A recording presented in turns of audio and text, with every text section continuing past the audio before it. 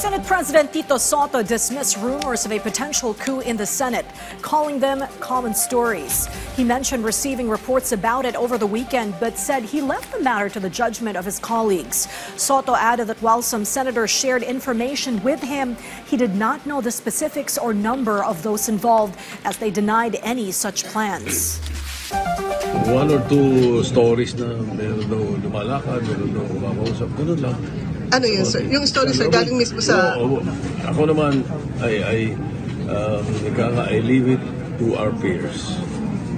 The Senate President is always, or the Senate President should always leave it to the wisdom and the trust and confidence of his colleagues.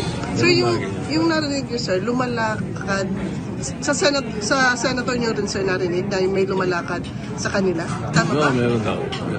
But you're confident po? No, because ang kwento nila, kinikwento nila sa akin kung ano eh. Ilan ba, sir, yung involved this time? Ay, hindi ko alam. Hindi na namin pinag-usapan because tumatanggi naman sila eh.